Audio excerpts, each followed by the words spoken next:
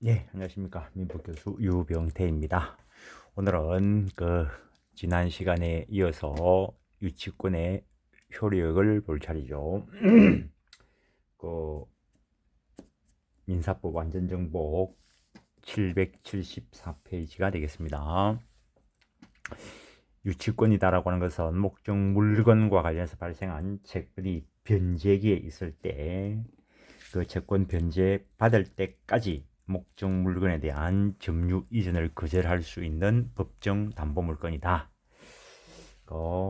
성립 요건과 관련되는 것 받고 이제 유치권의 효력에 대해서 보겠습니다. 유치권자의 권리, 목적물을 유치, 적법하게 점유할 수 있는데 소송이 제기되면 어떻게 처리할 것인가?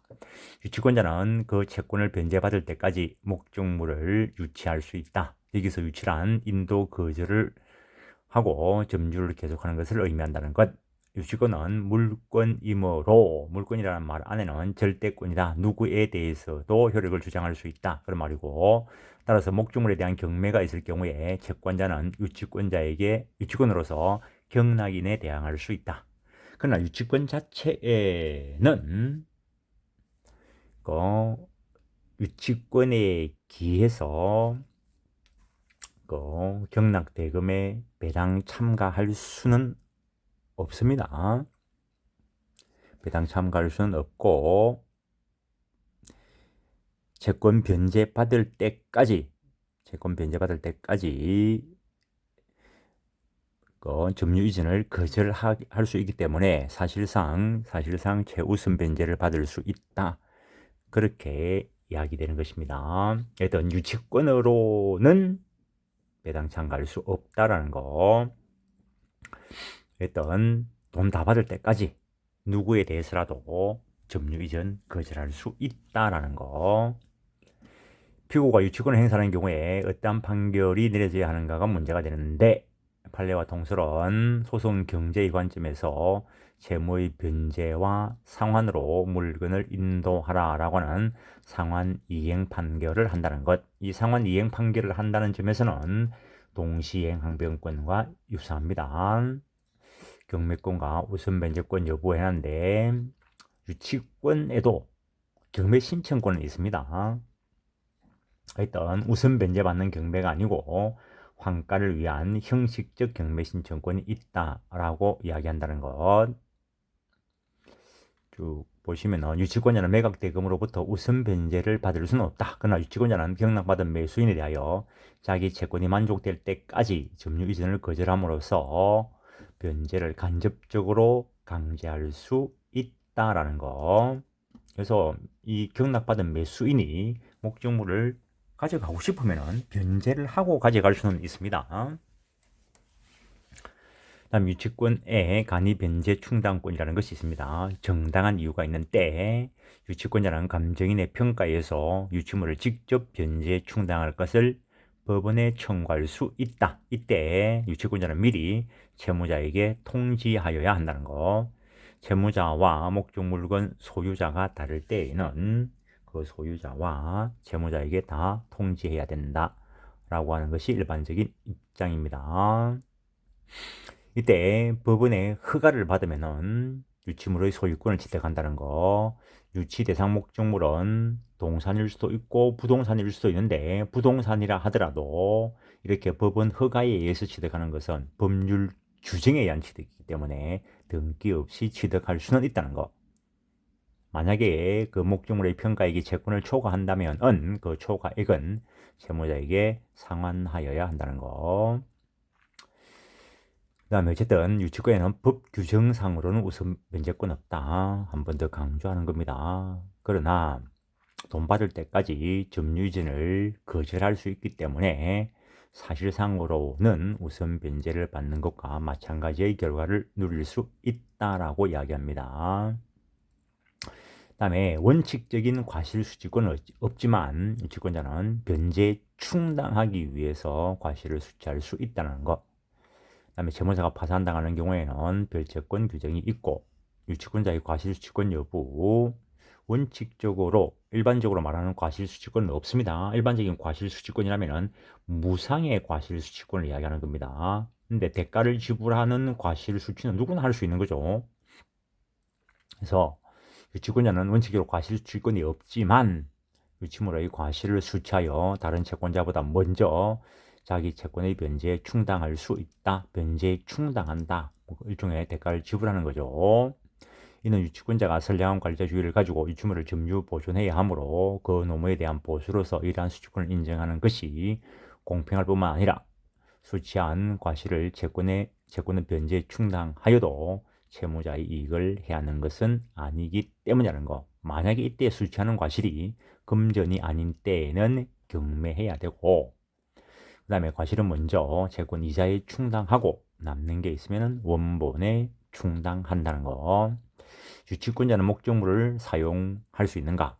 원칙적으로 유치권자는 돈 받을 때까지 목적 물건을 가지고 있을 수 있는 것이지 사용 못하는 게 원칙입니다. 그러나 소유자, 채무자의 승낙을 얻으면 사용할 수 있겠죠. 유치권자는 채무자의 승낙이 있는 경우에는 유치물을 사용되어 담보정할 수 있다라는 거. 채무자와 소유자가 다를 때에는 소유자의 승낙을 받아야 될 것이고, 그 정도 하시고, 뭐 보존에 필요한 사용은 당연히 할 수 있고, 보존에 필요한 사용을 안 하면은 오히려 그게 의무 위반이 됩니다. 그러면은 유치권 소멸 청구 사유가 될 수도 있습니다. 만약에 유치권자가 목적물에 들인 비용이 있다면 그 비용 상환 청구할 수 있다라는 거. 어떤 유치권자가 유치물에 필요비를 지출한 때에는 소유자에게 상환 청구할 수 있다라는 거. 유치권자 유치물에 관하여 유익비를 지출한 때는 그 필요비는 뭐 현상 유지를 위해서 드리는 비용이 될 것이고, 유익비는 가치 증가를 위해서 드리는 비용이 될 것인데, 그때 유익비를 지출한 때는 그 가액의 증가가 현존하는 경우에 하나요, 소유자의 선택에 따라 그 지출한 금액이나 증가액의 상환을 청구할 수 있다. 일종의 선택 채권이 됩니다. 그러나 유익비의 경우에는 법원은 소유자의 청구에 의해서 상당한 상환 기간을 허용할 수 있다라는 거. 그 정도 하시고, 그 다음에 유치권자의 점유하에 있는 유치물의 소유자가 변동되더라도 유치권자의 점유는 유치물에 대한 보존 행위로서 하는 것은 적법하고, 그 소유자 변동 후 유치권자가 유치물에 관하여 새로의 유익비를 지급하여 그 가액의 증가가 현존하는 경우에는 이 유익비에 대해서도 또 유치권 행사할 수 있다라는 거. 뭐 극단적인 예를 듭시다. 요새 뭐 동물을 물건이다 했다가는 좀 사람들이 이상하게 생각하는 세상이 되었을 수도 있는데, 어쨌든 민법은 사람 아니면 물건, 물론 현존하는 것 중에서 물건이 아닌 것도 있습니다. 물건이 되기 위해서는 기본적으로 관리 가능한 자연력으로서 외계의 일부면 물건이 될 수 있습니다. 유체물이든 무체물이든 불문하고, 그래서 지금 현재 그냥 자유롭게 있는 이 공기는 관리를 안 하기 때문에, 관리 가능성이 없기 때문에 물건이 아닌데, 산소통 안에 있는 공기는, 산소는 물건이 될 수 있습니다. 어쨌든 간에 민법은 사람인가 하고 사람 아닌가 하고는 구별을 하고 있습니다. 어쨌든 간에 강아지는 사람은 아니니까, 그리고 관리 가능성은 있으니까 물건은 맞겠죠. 그럼 강아지가 아프면은 동물병원에 가죠. 그럼 동물병원에 가면은 강아지를 치료를 하면은 치료비가 발생하겠죠. 사실은 치료비라면 사람에 대한 거고 물건에 대한 것은 수리비 돼야 되는데, 요즘은 그런 용어 쓰다가는 뭐 사람들이 이상하게 생각하죠. 그래서 강아지를 치료해서 치료비가 발생하면은 그 치료비 받을 때까지 강아지를 주인한테 안 돌려줄 수 있다는 거죠. 그게 결국에는 유치권이 될 것이고, 그때 주인이 찾아러 오지 않으면, 찾아러 오기로 한 날 찾아가야 되는데 안 찾아오면은 먹이를 줘야 되겠죠. 먹이를 주는 거는 필요비가 될 거고, 강아지 목욕을 시키면은 강아지 목욕비도 필요비일 수도 있고 유익비일 수도 있고, 시대에 따라서는 그게 사치비일 수도 있는데, 조선시대에 만약에 강아지를 목욕시킨다고 물을 데우고 이러면은 아마 집에서 쫓겨났을걸요. 모르지, 내가 그 조선시대 안 살아봤으니까. 그래서 필요비냐 유익비냐 그것도 경우에 따라서는 평가를 받아봐야 되는 수도 있습니다. 뭐 평가를 받아야 되는 게, 필요비는 지출적시 상환 청구할 수 있고, 유익비는 목적물 반환할 때 그 반환받는 자의 선택에 따라 지출액 또는 증가액의 상환을 청구할 수 있고, 또 유익비의 경우에는 법원의 그 허락을 받아서 기간이 유예될 수도 있기 때문에, 뭐 어떤 경우에는 필요비냐 유익비냐가 상당히 중요할 수도 있습니다. 금액이 뭐 그럴 경우도 있을 거니까. 근데 어쨌든 간에 강아지 목욕비는 유익비라고 보자는 거죠. 근데 그 강아지가 동물병원에 있는 중에도 소유자는 매매를 할 수 있죠. 그래서 소유자가 바뀌고 난 뒤에도 계속 필요비, 유익비를 드릴 수 있는 거죠. 그래서 새로운 소유자가 와가지고 자기가 소유권 취득했다는 걸 뭐 나름대로 계약서를 가지고 증명을 하든 어떤 걸 증명을 해서 가져가려고 할 때, 그때 그자에 대해서 그 비용 상환 청구할 수 있다는 거. 또 안 주면은 유치권 또 행사하면 되죠. 왜냐면은 필요비, 유익비도 목적 물건 때문에 발생한 비용이니까. 그 다음에 유치권자가 유치물에 대한 보존 행위로서 목적물을 사용하는 것은 적법하다는 거. 그 정도 하시고, 목적물이 압류된 후 유치권을 취득한 경우의 효력. 사람들이 유치권을 이용하다 보니까 어떤 경우에 뭐 채권자들이 피해를 보는 경우도 발생하고 하니까 유치권을 폐지시키자, 이런 견해도 있고, 유치권도 등기되게 하자, 이런 견해도 있습니다. 앞에서도 우리가 봤지만 유치권은 동산, 부동산을 불문하고 유가증권에 대해서도 인정될 수 있는데, 일반적으로 부동산 물건의 경우에는 등기가 있어야 되는데, 이 유치권 취득은 법정 담보 물건으로서 법률 규정에 의해서 취득되기 때문에 등기 없이 취득되게 만들어 놨다는 거죠. 근데 원래 이 유치권이라는 게 다른 물건하고는 좀 다릅니다. 유치권 자체의 기인한 물권적 청구권도 없고, 그러면 유치권 자체의 기인한 물권적 청구권이 없는 이유가 뭐냐 이거예요. 제가 공부하기로는 로마 시대 때 이 유치권이 물권에 규정되어 있었던 게 아니고 채권편에 규정되어 있었다는 거죠. 채권편. 그럼 채권편에 규정되어 있다면은 일종의 법정 채권이 되겠죠. 근데 우리 민법이 제정되면서 이거 유치권의 위치를 물권 쪽으로 옮겼다는 거죠. 조문만 그대로. 그러니까는 물권의 특징적인 현상, 물권적 청구권. 물론 이제 법정 담보 물건이니까 법률 규정에 지적되니까 등기 없이 지적되게 되는 그런 논리를 따라가게 되는데, 그래서 어쩌면 옛날 선배님들께서 생각을 많이 하셨겠죠. 하여튼 채권 쪽에 있었던 거니까 뭐 등기 이런 것들 생각을 안 했을 거고 당시에는. 그래서 그거를 조문만 딱 물권 쪽으로 옮기나니까 물권과 관련되는 특성과 관련된 게 고려가 안 됐다는 거죠. 그러다 보니까 유권 자체이기나 물권의 지원권도 없고, 그래서 법률 규정에 취득되니까 등기 없이도 취득되고 이러다 보니까 외관상 보이는 것은 점유인데, 그 점유라는 게 뭐 공부상 확인할 수 있는 게 아니죠. 가보면 문이 잠겨 있는데 뭐 아무도 안 살고 있는지, 누가 살고 있는지 뭐 그것도 외부에서 파악하기가 쉽지 않을 거고. 그래서 유치권도 등기 대상이 되게 하자, 뭐 이런 논의도 되고 있고 그렇습니다.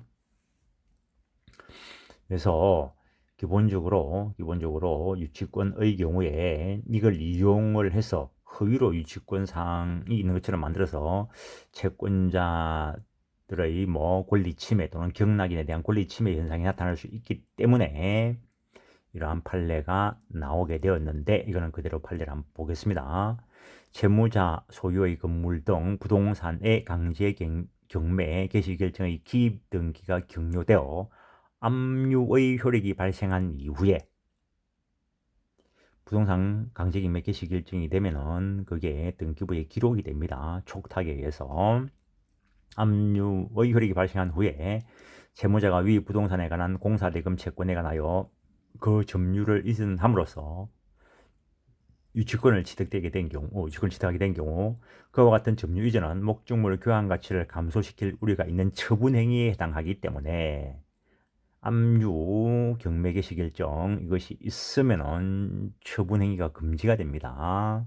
그래서 민사집행법에서 규정하고 있는 압류의 처분 금지 효에 저촉되기 때문에 이때 압류 경매 개시 결정 있은 후 점유 취득한 자는 경락인에 대해서 유치권을 내세워서 대항할 수 없다라는 거.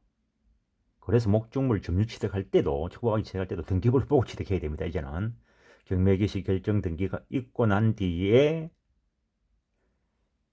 유치한 경우에는 경락되어 버리면 경락인에게는 그 유치권 가지고 대항할 수 없다라는 거. 이때 유치권을 행사하는 채권자의 경매 개시 결정 등기 사실에 대한 선악이나 과실 여부는 불문한다라는 거. 그러나 이러한 법리는 경매로 인한 압류의 효력이 발생하기 전에 유치권을 취득한 경우에는 적용하지 아니하고, 유치권 취득 시가 건전당권 설정 후라거나 유치권 취득 전에 설정된 건전당권에 의해서 경매 절차가 개시되었다고 하여 달리 볼 것은 아니다라는 거. 그 정도 하시고, 그래서 저당권 설정 등기는 먼저 있어도 상관없다는 거죠. 저당권 설정 등기는 경매 개시 결정 기입 등기보다는 앞에 있어야 경락인에게 대항할 수 있다라는 거. 그다음에 요거하고도 비교해야 될 판례가 있는데 여기서는 누락이 되었습니다. 가압류의 경우에는 또 달리 봅니다. 그 정도 하시고, 그래서 경매를 받을 때는 유치권을 상당히 조심해야 됩니다. 등기부에 기록이 없기 때문에. 또 뭐 점유자가 있는가 싶어서 가보면 문 잠겨 있고 뭐 그래가지고 점유가 없다 이렇게 판단하면 안 됩니다. 점유라는 거는 꼭 사람이 발을 디디고 있어야 되는 게 아니고 키를 관리하고 있고 안에 물건을 두고 있으면 그 점유로 평가될 수가 있습니다. 유치권자의 의무, 유치권자 타인의 물건 가지고 있는 거죠. 그래서 선량한 관리자주의로 유치물을 점유해야 된다는 거. 이거 위반하면은 당연히 채무 불이행으로 인한 손해배상 책임을 부담하게 될 것이고, 앞에서 봤다시피 유치권자는 목적물을 채무자의 승낙 없이 임의로 사용, 대여, 담보 제공하지 못한다는 거. 승낙을 얻으면 가능하고, 그 다음에 승낙이 없다 하더라도 보존에 필요한 사용은 할 수 있다 했습니다. 이러한 의무를 위반한 경우에는 채무자는 유치권 소멸 청구할 수 있다는 거. 이 요건만 구비되어서 유치권 소멸 청구하면은 바로 유치권이 소멸된다는 거. 유치권 물권이라는 거. 따라서 물권의 공통된 소멸 사유에 의해서 소멸되는 것은 당연합니다. 물건이 있어야 될 건데 물건이 없어버리면 당연히 소멸되겠죠. 그 다음에 뭐 유치 대상물을 자기가 소유권 취득하면은 혼동에 의해서 소멸될 것이고, 수용당해도 소멸될 것이고, 수용되면은 원시 취득이 일어나는 현상이 되기 때문에, 원시 취득이 뭔지는 이 부분을 처음 공부하시는 분들은 못 알아듣겠죠. 이거는 뭐 물권법 서론 쪽에서도 이야기되고 민법 총칙 출발할 때도 이야기되는 거고, 그러나 유치권은 유치물의 점유를 상실하면 소멸하지만 점유가 본체적인 요소라 했습니다. 유치권자는 점유가 상실되면 소멸되어 버린다는 거, 유치권이. 근데 유치권자가 유치물을 점유하고 있는 동안에는 그 권리를 행사하고 있는 것이므로 소멸시효가 진행되지 아니므로 유치권 그 자체가 시효로 인하여 소멸할 일은 없다는 거. 유치권 자체가 시효로 소멸할 일은 없다라는 거. 그러나 유치권이 있다 하더라도 채권이 소멸시효 진행하는 수는 있습니다. 채권이 시효로 소멸돼 버리면 담보물권도 소멸돼 버리겠죠.